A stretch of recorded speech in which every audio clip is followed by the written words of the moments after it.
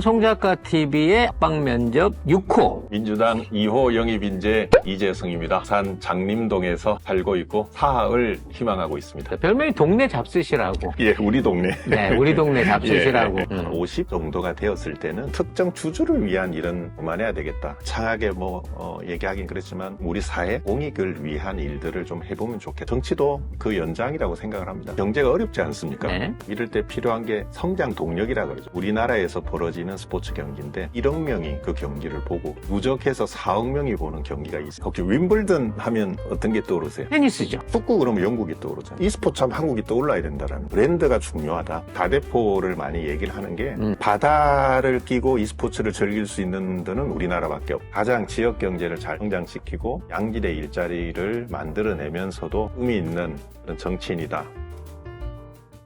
자, 이런 상황에서 이제 소나무당 공약에 대해서 비난 때리기가 들어가고 있습니다. 소나무당 공약 안에 한동훈 가발 벗기기가 있다. 아니 이게 무슨 정당의 공약입니까? 라고 주간조선이 주장을 하고 있어요. 네, 소나무당 파격 공약이라는 글이 각종 온라인 커뮤니티에서 화제가 되고 있는데요. 공약 목록을 보면 한동훈 끌고 와 국감에서 가발 벗기기, 윤석열 국회에서 공적으로 범죄 입증 후 하야시켜서 정권 끝장, 친일파 무덤 파묘, 법대 및 사법고시 부활 이런 것들이 있는데요. 여기도 파가 있었군요. 이에 대해서 소나무당 관계자는 소나무당의 공식 공약이 아니라 네티즌이 변희재 발언을 모아서 만든 글이라고 해명했습니다. 맞아요. 저거를 변희재가 하겠다고 하거든요. 변희재는 2번이지만 변희재 말 한 대로 한다 그러면 한동훈 윤석열 사형시킨다 그랬단 말이에요. 여기 있어. 정상과 사형, 부역자 모두 재판에 넘기. 그럼 이제 정당에서 윤석열 사형을 공약으로 걸어갖고 정당 활동을 할 수는 없으니까. 그건 아니지. 그냥. 이게 말하자면 이런 류의 기사가 그냥 찌라시도 아니고 주간조선에서 난다라고 하는 것 자체가 지금 얼마나 지금 소나무당에 대한 거부감이나 부담감을 느끼고 있기 때문에 이렇게까지 나오는 게 아닌가 싶어요. 이게 소나무당에 대해서도 자꾸 이간질하는 세력들이 이제 저한테 와서도 너 소나무당, 비하하지, 소나무당에 대해서 비토하지 이런 식으로 얘기를 하는데 저 안 해요. 전 조국당에 아는 사람 한 명도 없지만 소나무당에 아는 사람은 어마어마하게 많아요. 대부분 다 알아. 그냥 최대집 한 명을 빼고는 나머지는 다 개인적으로 만나본 사람들이야. 최대집은 안 만나봤어요? 최대집은 못 만나봤어요. 그래. 근데 그거 빼놓고는 다 만난 사람이에요. 심지어 우리 송고모 우리 방송에다가 슈퍼챗도 꽂아주신 적이 있는 분이라고. 저랑 문자 통화도 한 적도 있고 그러거든요. 그렇기 때문에 제가 개인적인 어떤 친분을 따지면 소나무당보다 훨씬 친해요. 근데 내가 소나무당을 갖다가 지원하자든지 밀자든지 라는 얘기를 못하는 거는 지금 있는 상황에서 각자의 역할이 있기 때문이야. 소나무당이 있다고 해서 민주당이 손해를 보거나 조국당이 있다고 해서 민주당이 손해를 보거나 소나무당과 조국당이 같은 어떤 지지권을 놓고 경쟁하는 이런 관계가 아니고 서로가 각자의 위치 안에서 자기 베이스를 넓히고 그 베이스를 통해 가지고 윤석열 정권을 심판하고 이후에 좀 더 진보적이고 혁신적인 정치를 하겠다는 목적을 갖고 모인 사람들이에요. 그래서 지금 있는 이 사람들이 정식적으로 정치 세력이 되는 거를 국짐은 너무 두려워하고 있다는 거야. 어찌 보면 민주당의 어설픈 이광재 같은 놈 한 명보다는 소나무당에서 만들어지는 비례대표 한둘이라든지 의원들을 더 두려워하고 있는 게 아니냐라는 생각이 들어요. 왜? 처음에 누가 됐든지 간에 강한 어떤 입안이라든지 이런 문제 제기가 시작되게 됐을 때 국짐이 저지할 수 있는 능력을 상실하게 되면 그게 여론이 돼버리거든요. 한동훈 특검을 하자고 했는데 한동훈 특검을 아무도 안 받아주는 이런 상황이 생긴다 그러면 한 명이 의원 있는 게 뭐 두렵겠습니까? 근데 이제는 민주당이 됐던 다른 당에서도 좋은 생각입니다 라고 따라올 수 있는 여건이 돼가고 있기 때문에 이런 식의 비하가 일어나고 있지 않나라는 생각을 해보게 됩니다. 반면에 지금 민주당을 떠나서 정체 없이 혼자서 자영업을 하고 있는 회사 소속인데 자영업을 하고 있죠. 김종민 같은 경우에는 갑자기 그 탈당에 대한 사과를 하더니 이제는 우비를 파란색 우비를 입음으로써 그리고 심지어 여기에 숫자도 안 집어넣음으로 해가지고 그런데 숫자가 없네. 자칫 보면 민주당 쪽 속기인가 착각을 하게끔 만드는. 왜냐면 민주당이 없거든. 없어. 파란색이 실종됐어요. 저 지역에서. 네. 저 상황에서 김종민이 저 파란색 우비를 입고 이삭죽기를 하고 있는 게 아닌가라는 생각이 들어요.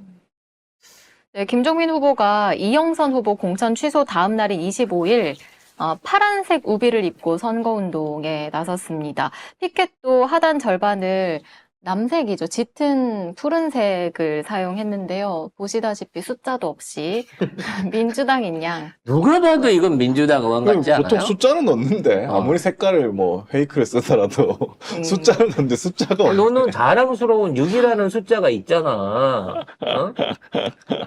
뭐 교회를 다녀서 악마의 숫자라서 안 쓰는겨?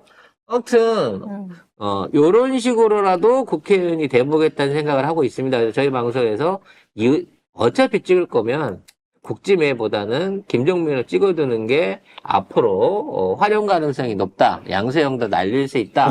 이런 말씀을 드렸는데 많은 분들이 아유 죽어도 난 안 찍을란다. 그냥 비례만 찍고 지역표는 포기할란다. 이런 말씀 하시는 분이 있는데 지역표를 포기하면 그게 한동훈 우군이 뽑히는 거예요.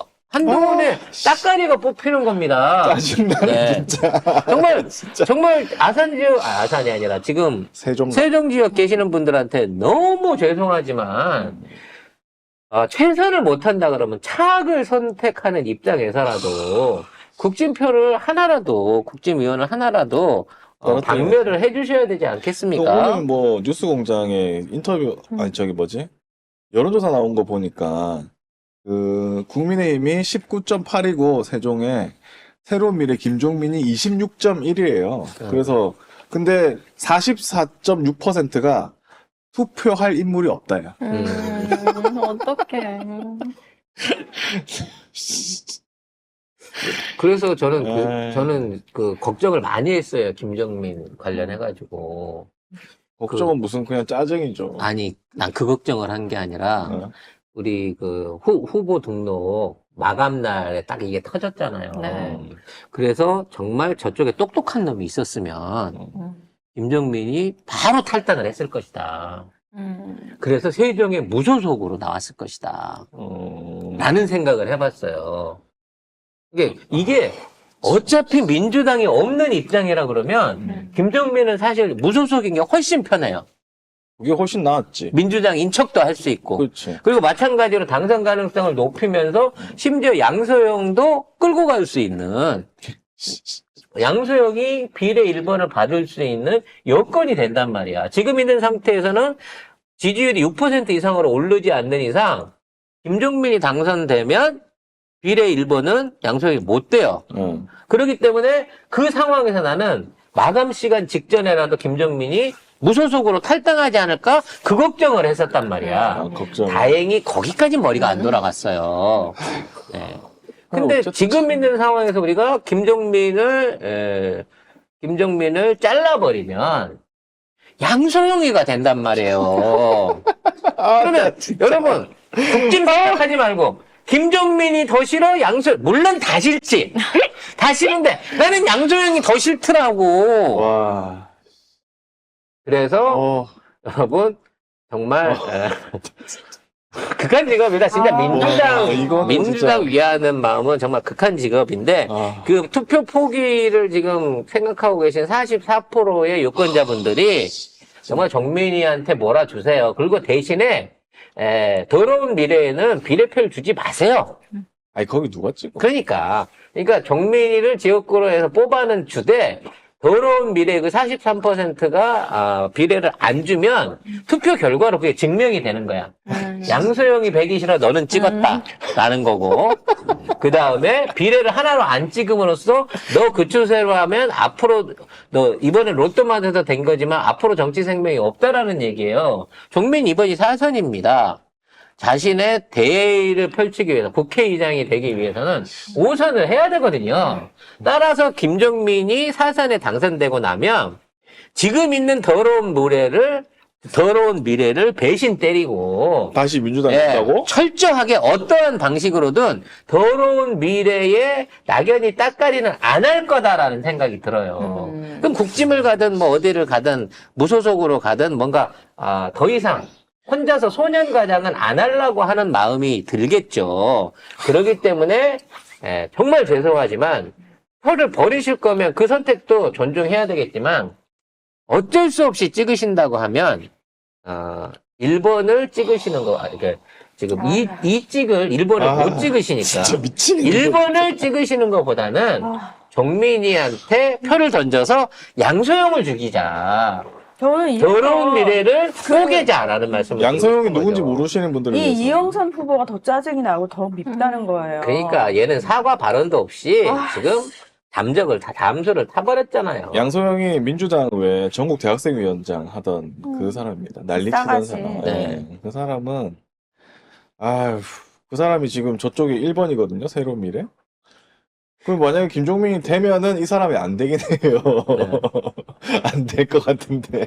아니, 김종민이 안 되면 또 얘가 또 올라가면서 얼마나 또 뭐라고 할 거야, 또. 그렇죠. 아, 진짜 도끼 객긴이다. 양소영이 만일에 의원직을 달게 되면 지금까지 고민정이나 박지원이 해놓은 짓거리보다 더 숭한 짓거리를 할 놈이에요. 그러니까 이 양소영이라는 사람이 그 왜 김남국 의원 코인 관련해가지고 난리치면서 막 그 기자회견 했던 사람 중에 한 명이고 그 상황에서 뭔가 불법적인 일이 있었다 이래가지고 또 뭐 난리가 난 아무튼 이상한 사람이에요. 이상한 사람. 아, 난 진짜 이름을 잘 전해 더러운 미래라고. 네. 그쵸, 정말. 하면 할수록 누가 되든 간에 정말 더럽다. 정말 이 정당의 미래는 이 정당에 속해 있는 사람은 더러울 수밖에 없는데 아, 그럼 걔네가 3%를 안 얻으면 되잖아. 근데 지금 같으면 얻을 가능성이 있으니까 실수로라도 얻을 가능성이 있으니까 그 점을 위해서는 당선되면 반드시 더러운 미래를 분탕 쳐버릴 김종민을 당선시키는 게 그 더러운 미래 내무반에 뇌관 뽑은 안전핀 뽑은 수류탄을 던지는 행위라고 생각하시고요. 정말 내가 도시락 폭탄 던진다는 마음으로 김종민에게 투표해 주시기 바라겠습니다. 제가 김종민한테 전화 받은 거 없습니다. 나중에라도 당선되고 감사 인사 받지도 않을 거지만 아무튼 효능감 있는 투표를 위해서는 그 귀중한 한 표를 김종민 수류탄 만들기 위한 쪽에 투표해 주시기 그 바라겠습니다. 이재명 대표가 오죽하면 거기 그 뉴스공장 나와서 개혁적인 무소속 후보라 하나 있었으면 했는데라고 웃으면서 얘기하시잖아요.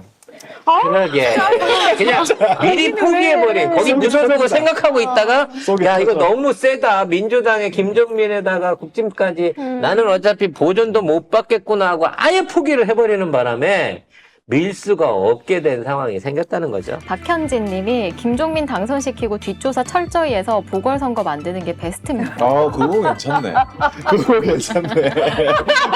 그거 나보다 더 전략적인데? 이거 괜찮은데? 어차피 그렇게 되면 국힘은 원래 없어지는 거고 그러면 그렇게 해서 나중에 보궐 하면 또 민주당 될 테니까. 민주당에서 제대로 된 사람 내면 되는 거 아니야, 확실하게. 오! 야. 천재인데? 근데 정민이가 만일에 그럴 만한 잘못이 있다 그러면 필히 캐비넷에 굴복해서 국짐으로 빠져나가겠네요. 그럼 낙연이가 뒤집어지겠죠. 뭐가 돼도 정민이한테 표를 던지면 우리가 심정적으로나마 얻을 게 있습니다. 자.